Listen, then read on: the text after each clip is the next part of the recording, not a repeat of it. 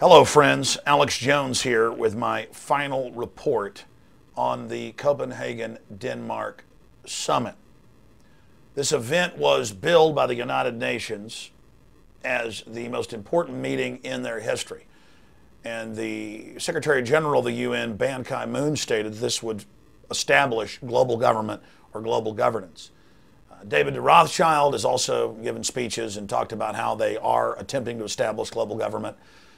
We also have Herman van Rompuy, the head of the EU, announcing that this signifies the first year of a true global government, and that the carbon taxing system will be the funding mechanism for the world government. But it is the awareness itself that will drive the change, and one of the ways it will drive the change is through global governance. 2009 is also the first year of global governance, with the establishment of the G20 in the middle of the financial crisis. The Climate Conference in Copenhagen is another step towards the global management of our planet. It's past the point of talking.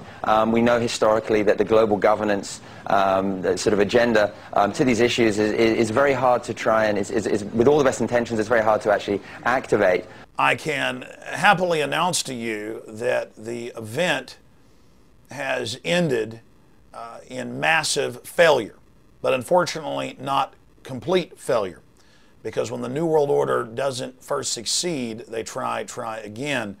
And so that's why we have to be eternally vigilant against what they're doing. Of course, the whole thing has been sold as if it is a plan to save the earth from the ravages of carbon dioxide that plants breathe and that humans exhale. And the fact that ClimateGate came out in the month before the UN meeting in Copenhagen, Denmark, is the #1 reason that their agenda is in so much trouble. So this has been a great victory for people all over the world that don't want to live under a private, unelected United Nations dictatorship. But one of the other big reasons that the conference has largely failed, I'll get into their one victory, and it is substantive, is because the Danish text, 2 days into the meeting last week, got leaked. And this was the plan of the industrialized world to basically double the amount of taxes on the third world, to freeze their economic development, and to keep them basically impoverished, so that the IMF and World Bank, consortiums for private central banks, could continue to come in and keep them under their control and keep them deep in debt.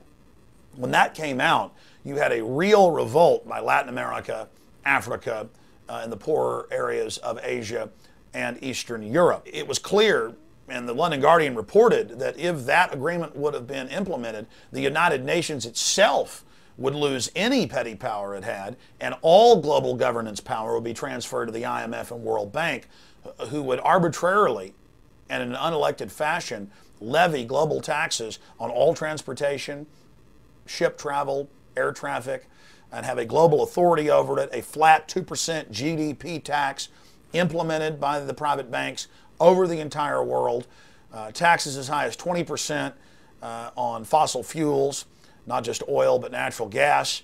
I mean, just a huge power grab. As Ban Ki-moon said, the establishment of global government.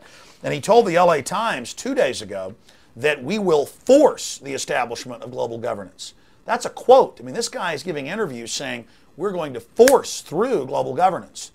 And that has always been the main goal of the conference. So understand what's happened, ladies and gentlemen. It came out that the head UN scientists, the main research facilities in England, the United States, and Europe, had been hired by the UN to produce fraudulent data. That came out in ClimateGate. Since then, other scientists and meteorologists have blown the whistle at universities and government institutions from Canada, the US, Australia, New Zealand, Russia, where more fraud was engaged in. And so since then, ClimateGate has blown a big window, a big hole into the facade so people can look in and see the fraud. So that's been unfolding. Unfortunately, the globalists have achieved their main goal, though. They've been discredited, they've been exposed as frauds. It's all over the news now that Al Gore has made hundreds of millions and is set to make billions, and that George Soros is set to make hundreds of billions off carbon trading he controls. It's in the news now that Obama owns part of the Chicago Mercantile Exchange that's selling these carbon credits, and that Maurice Strong, who's now had to run to China from the U.S. because he is in danger of being indicted for the UN oil for food scandal. I mean, it's really coming out that these guys are a gaggle of crooks. That's positive. So on a public relations front, they've really been exposed as frauds. The problem is they're still in control of the Western nations. They're still in control of the United Nations. They've still, through IMF and World Bank loans from U.S. taxpayer money predominantly, bought off the third world leaders. And so even though they've been exposed, they're still going ahead with a draft that the major nations have signed on to. They just wanted to expand their agreement for more taxation and control, to establish a global framework and a global enforcement system in the future to levy these taxes and to regulate these taxes on a planetary scale. So they have gotten that. We interviewed yesterday and today Lord Christopher Monckton, who's an expert on this and who's been in the Copenhagen event for the last week and a half, to get his take on it. And the PrisonPlanet.com exclusive headline is, British peer, Copenhagen summit has established a world government. So the media is saying it's a total failure. And it is a failure from the whole agenda they wanted, but not a failure in that they have agreed to meet again in Mexico City, and they have agreed that they will begin setting up and establishing this system to run the planetary regulation and taxation and control over all industry and all human activity.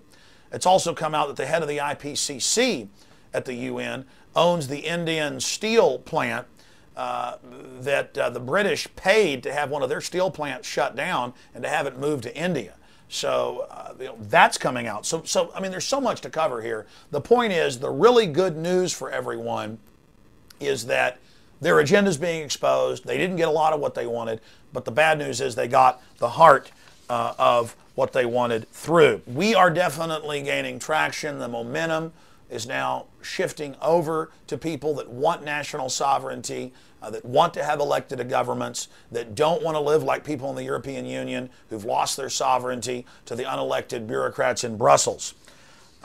So despite the fact that Obama got angry and lectured everyone and said, you know, the time for talk is over, you must submit to the entire agenda, despite the fact that he did that, they have still failed. It also came out separately on the ClimateGate front that the top scientist of the IPCC, who works for Maurice Strong, this broke nationally here in the United States on national television in a video interview for the first time. Ben Santer, the head climate researcher at the IPCC, author of Chapter 8 of the IPCC Working Group report, admits that they deleted 5 sections from the UN's own report that stated that man is not contributing to climate change. You understand, the UN scientists brought them the research and said, we can't prove man's doing this, and it looks like man has no effect whatsoever compared to the sun and the moon and all these other tidal forces.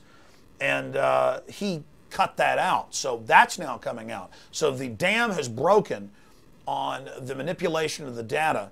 And so the beginning of the end has certainly begun, as long as we continue to expose this fraudulent agenda for what it is. A plan by a group of industrialists and bankers to scare the world population into relinquishing their rights and turning it over to an unelected IMF World Bank government that taxes the West, then takes that money and loans it back to third world and first world nations, and then makes those nations agree to a list of demands to destroy their industrial capacity, which will result in a death sentence. 15 million people starve to death a year in the third world.